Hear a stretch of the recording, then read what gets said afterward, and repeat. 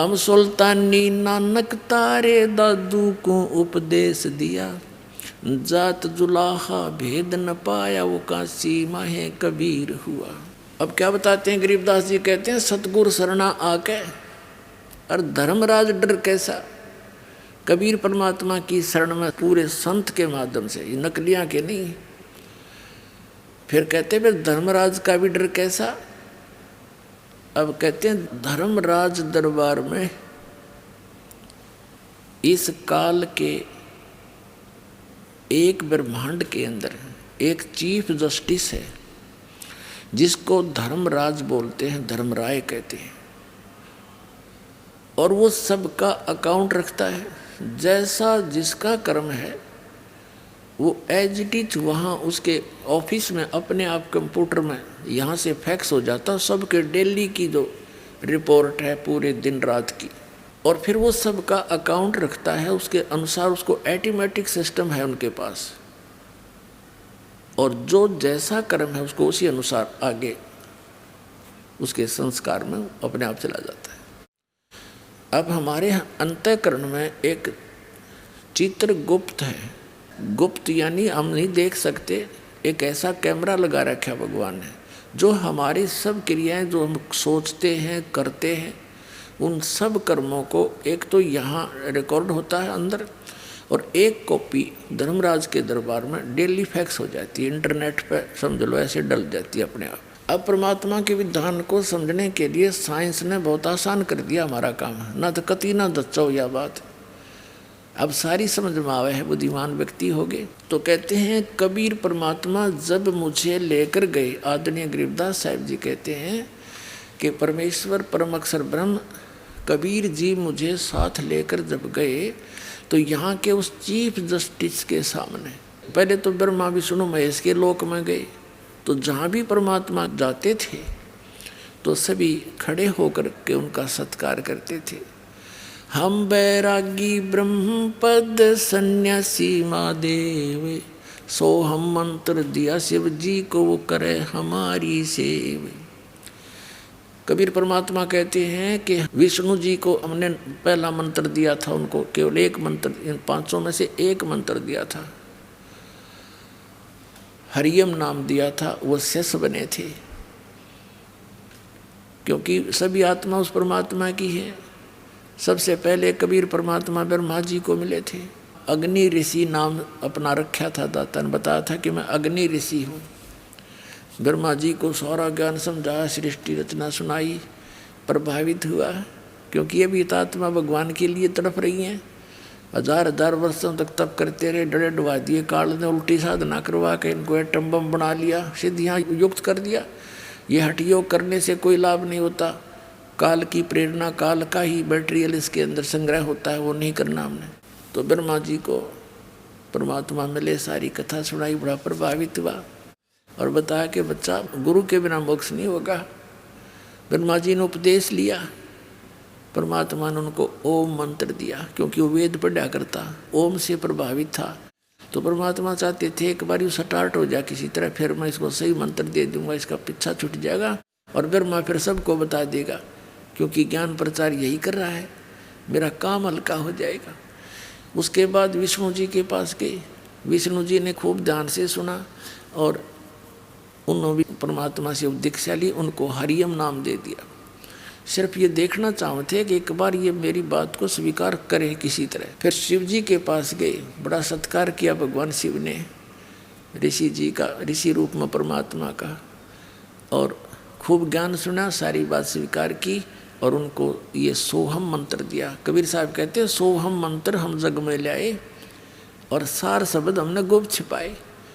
ये सोहम मंत्र किसी भी ग्रंथ में नहीं मिलेगा, वेद गीता और पुराणों में। परमात्मा कहते हैं सोहम शब्द हम जग में लाए और सार शब्द वो तो अभी किसी को बताऊंगा नहीं, अब समय आया था वो बताने का। अब दास ने सबको देने लगे, जो अधिकारी होते जाएंगे उनको सार शब्द देते जाएंगे।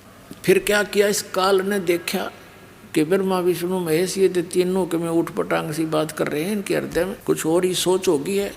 अंदर से ऐसी भावना भर दी और आकाशवाणी कर दी कि ये झूठ बोलता है, क्या वेदों में लिखा है ऐसा जो ये बताता है।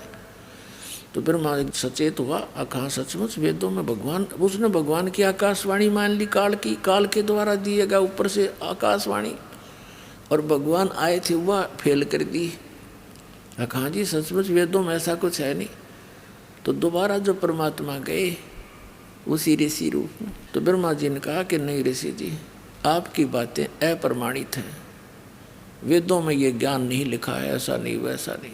तो परमात्मा बोले इसे इतने वेद पढ़े जब तूने का ये नहीं लिखा, तो उन्हें पता लग गया काल प्रेरणा होगी इनके अंदर, ये सुनेंगे नहीं, लेकिन फिर भी ये नेक आत्मा है, साधु संतों का आदर करते हैं, और इनको ये भी पता है कि ऋषि का अनादर करने से ये विषैले सर्प भी हैं, श्राप भी दे देते हैं, इसलिए इनसे वैसे भी आदर करते हैं ऋषि रूप में विराजमान किसी व्यक्ति का।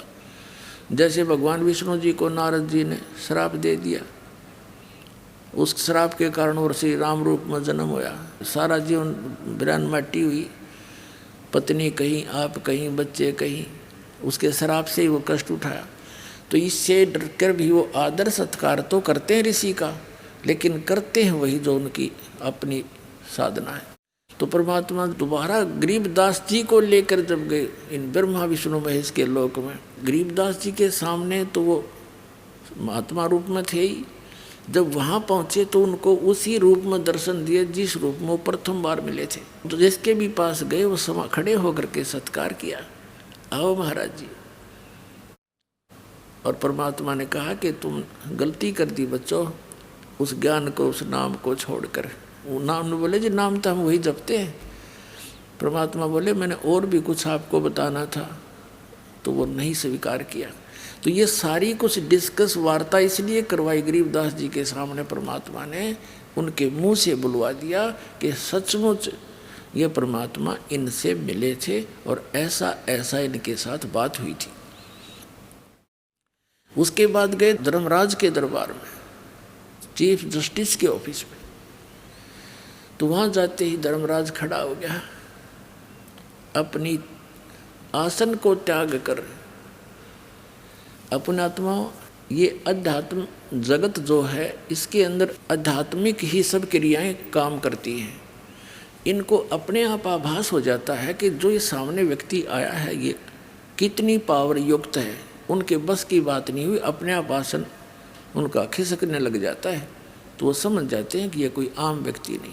तो धर्मराज के दरबार में परमात्मा पहुँचे तो उसका आसन ऐसे ऐसे करने लगा, वो एकदम खड़ा हो गया और हाथ जोड़कर खड़ा हुआ। तब परमात्मा खड़े हैं जैसे एक छोटे अधिकारी को बड़ा अधिकारी आदेश देता है और साथ में उसको डांट भी लगाता है। इस प्रकार वार्ता कबीर साहब ने यहाँ के धर्मराज के साथ की, आँखों देखा, अपने सामने रूबरू हुई। वो वार्ता आदरणीय गरीबदास साहिब जी ने अब किस प्रकार चित्रार्थ की वो आपको सुनाते हैं। आदरणीय गरीबदास साहिब जी क्या बताते हैं, पंजा दस्त कबीर का सिर पर रखो हंस, यम किंकर चंपे नहीं उधर जात है वंश।